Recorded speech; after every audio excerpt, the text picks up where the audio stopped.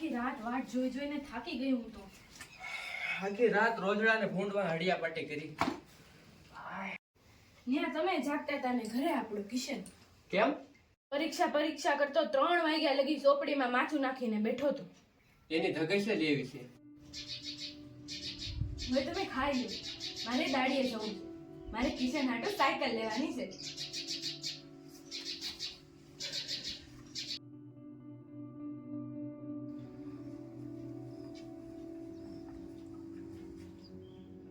આટલા બધા રૂપિયાનો જોબ કેમ થાય? એ જ વિચારું છું. તમે ખોટી ઉપાધિ ન કરો. આખા ગામના છોકરા જાય છે સરકારી નિશાળમાં ભણવા. એને ભણવા તો શહેરમાં જ મોકલવો છે. એના સાહેબ તો કહેતા હતા કે છોકરાને પેટે પાટા બાંધીને ભણાવજે. 2 દી પછી માસ્ટર સાહેબ કિશનને લઈને પરીક્ષા દેવા શહેરમાં જવાના છે. પરમાનન્ટ શેઠ પાસે લાંબા હાથ કરવી તો એ મારી હારે તો વાતય ન કરે હો. તું જાતો થાય પણ એ લોઢાનો મીંદડો છે.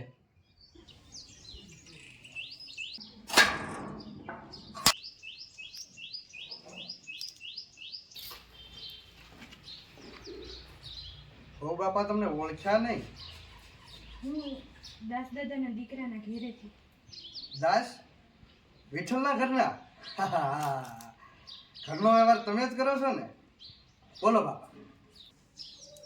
નાણાં ભીડ છે. છોકરાને શહેરમાં ભણવા મોકલવો છે. એ તો તમે પોસા પગે ખટકીમાં પગ મૂક્યો ને ત્યાં જ પામી ગયો હતો.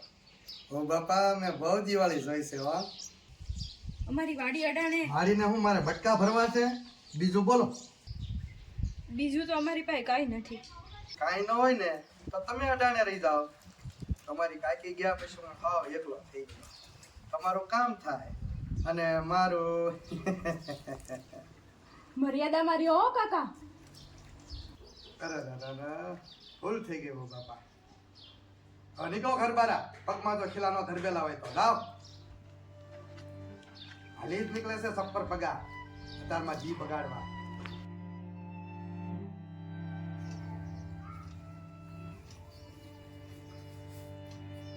પછી તમે શું વિચાર્યું?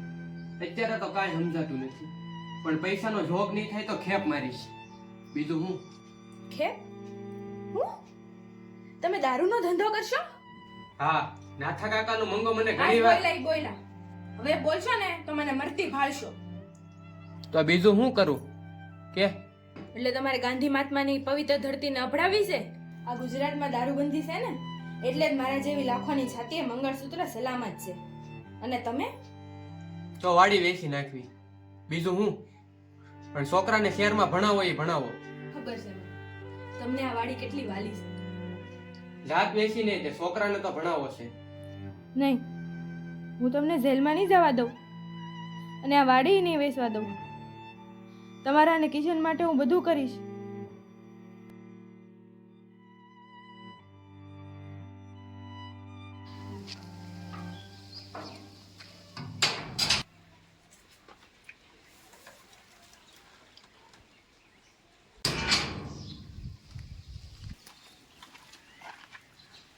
બોલો બહુ બાપા, કેમ પાછું આવવું થયું?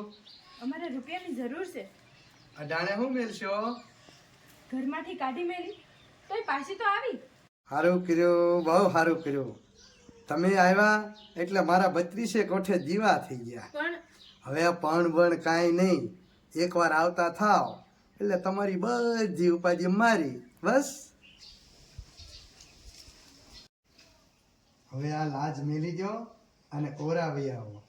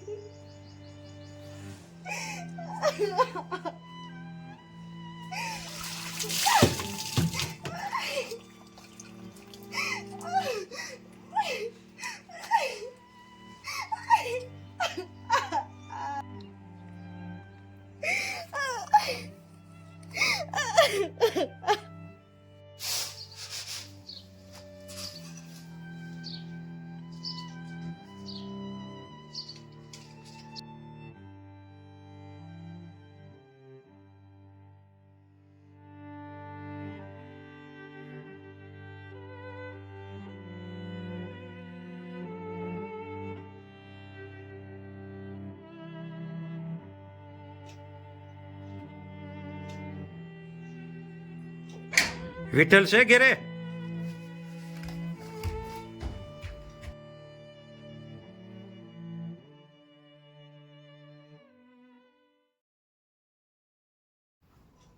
ભાઈ તારા કિશને તો ડંકો વગાડી દીધો. 700 છોકરામાં પહેલા નંબરે પાસ થયો. હવે તારે એક રાતી પાય ખર્ચવાની જરૂર નથી. ભણવાનું રહેવાનું બધું જ મફત. પ્રાઇવેટ સ્કૂલ વાળાએ તો